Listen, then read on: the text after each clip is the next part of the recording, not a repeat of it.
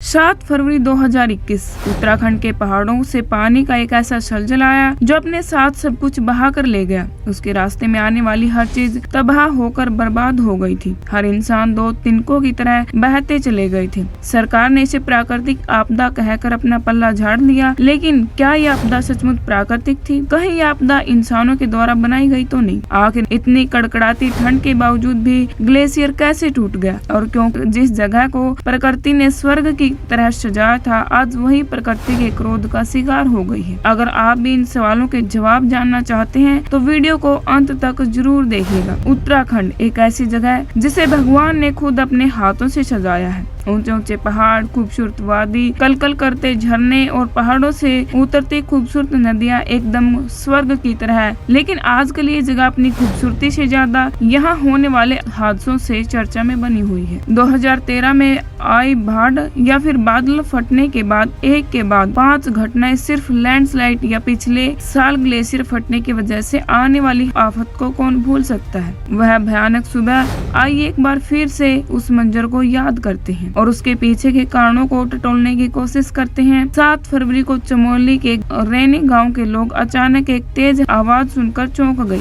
ऐसा लगा जैसे कोई बम फट गया। फिर उन्होंने उस आफत को आते देखा जिसने एक पल में उनका सब कुछ तबाह कर दिया। पहाड़ों की चोटी से ऋषि गंगा नदी धूल और मिट्टी का कहर लेकर तेजी से नीचे की ओर आ रही थी। जोशीमठ मलारी हाईवे पर बनाया गया ब्रिज इस बॉर्डर से होकर हमारी सेना तिब्बत बॉर्डर पर पहुंच पाती थी। इसके बाद ऋषि गंगा अपने पूरे वेग के साथ धौली गंगा से मिल गई और पानी में अब और ज्यादा रुद्र रूप लेने लगा। तेजी से अपने रास्ते में आने वाली रुकावट को निशानाभूत करते हुए तपोवन तक पहुंच गया। तपोवन में एनटीपीसी के 520 मेगावाट के तपोवन विष्णु गर्ग प्रोजेक्ट में कई मजदूर भी काम कर रहे थे। वह अपने ऊपर मंडरा रहे खतरे से पूरी तरह अनजान थे। कई मजदूर तो सुरंग के अंदर ही थे। पानी के तेज बहाव ने उन्हें वहां से निकलने का मौका भी नहीं दिया। इस घटना में 200 से ज्यादा लोग मारे गए थे, जिसमें से 150 से ज्यादा वह वर्कर थे जो उस वक्त काम कर रहे थे। दोस्तों, इस घटना के बाद क्या हुआ यह तो आप जानते ही होंगे, लेकिन ये बात आखिर आई कैसे यह जानना भी हम सबके लिए बेहद ही जरूरी है। इस घटना की शुरुआत होती है रोलथी पीक से, जो कि जमीन से 6 किलोमीटर की ऊंचाई पर है। यहाँ एक ग्लेशियर अचानक से टूट गया था जो 180 मीटर मोटा और 500 मीटर चौड़ा था।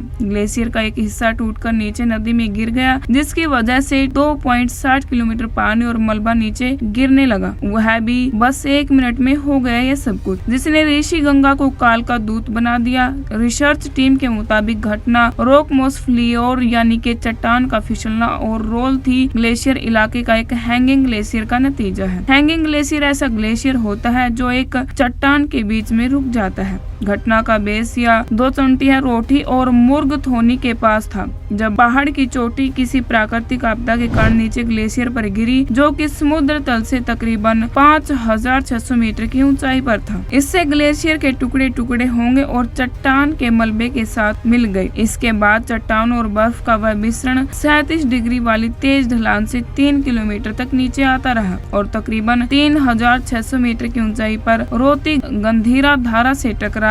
धार से 3 दिन पहले तक मौसम साफ था। इससे बर्फ के जमने और पिघलने का सिलसिला चलता रहा और फिर स्लूप फ्लेयर हुआ, मतलब चट्टान और बर्फ का जो मिक्सचर जमा हुआ था वह पिघल और उस इलाके को चीरता हुआ तपोवन घाट की ओर चलता गया। इसमें चट्टाने, पानी और बर्फ थी जो कि काफी भारी था, जिससे और हीट जनरेट हो गई, जिससे बर्फ और पिघल गई। सैलाब का आकार बढ़ता चला गया, लेकिन अभी भी एक सवाल का जवाब जानना बाकी था कि आखिर पहाड़ की चोटी टूटी तो टूटी कैसे। इस बारे में रिसर्च कहते हैं कि शायद जिस जगह जहां से चट्टान टूटी वह एक वीक जोन बन गया था। लेकिन यह घटना कई सालों में होती है, यह अचानक होने वाली घटना नहीं है जिसे बादल फटना या फिर 2013 केदारनाथ के त्रासदी के समय हुआ था। इस घटना को होने में कई दशक लगते हैं, लेकिन यह जरूरी हो गया कि देश के सभी ग्लेशियर की लगातार मॉनिटरिंग की जाए। आजकल ग्लेशियर बड़ी तेजी से पिघल रहे हैं, जिसकी वजह से नदी और समुद्रों का जल स्तर बढ़ रहा है।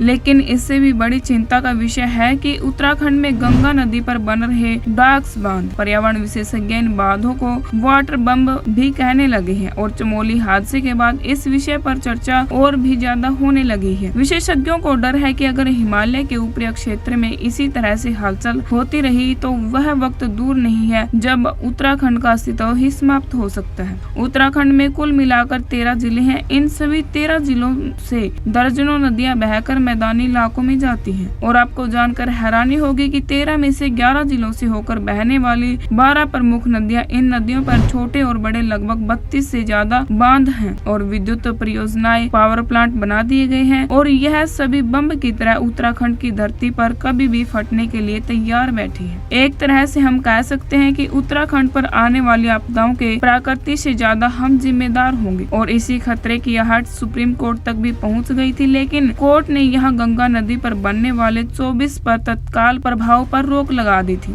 सरकार इस बात को लेकर चिंता जाहिर कर चुकी है, लेकिन हम इंसानों का लालच इतना बढ़ चुका है कि हम जानकर भी अनजान बने हुए हैं और आज भी यहाँ कई फुटेज पर लगातार काम चल रहा है। बड़े बड़े पहाड़ों को काटकर सुरंगें बनाई जा रही हैं, जंगल काटे जा रहे हैं, बड़ी बड़ी इमारतें खड़ी की जा रही हैं और इसके परिणाम अब हमें देखने लगेंगे। लेकिन रिसर्च में यह बात सामने आई है कि 1975 से 1990 तक हर साल 0.25 मीटर तक ग्लेशियर पिघलते थे, लेकिन सन 1990 से लेकर यह दर दोगुनी बढ़ गई है, 0.5 मीटर तक हो गई है। इसके अलावा इन ग्लेशियर पर औसत तापमान भी हर साल बढ़ता जा रहा है, जिसकी वजह से इनकी पिघलने की दर हर साल बढ़ती जा रही है, जिससे हम आने वाले एक बहुत बड़े खतरे का शायरन भी कह सकते हैं। दोस्तों, तापमान में होने वाली बढ़ोतरी क्लाइमेट चेंज की वजह से है और क्लाइमेट चेंज का सबसे बड़ा कारण ग्लोबल वार्मिंग है। ग्लोबल वार्मिंग की सबसे बड़ी वजह है कार्बन एमिशंस और कार्बन एमिशंस की वजह से हम इंसान वाहनों से निकलने वाला धुआं और एसी, फ्रिज, कारखाने, यह सब कार्बन एमिशन के प्रमुख कारण है। तो कुल मिलाकर इस पूरी समस्या के पीछे जो मेन विलेन है वह है हम खुद इंसान। अगर सिर्फ चमोली की बात करें तो यहाँ 1980 से लेकर अब तक 8 लाख से अधिक जंगलों को काटा जा चुका है,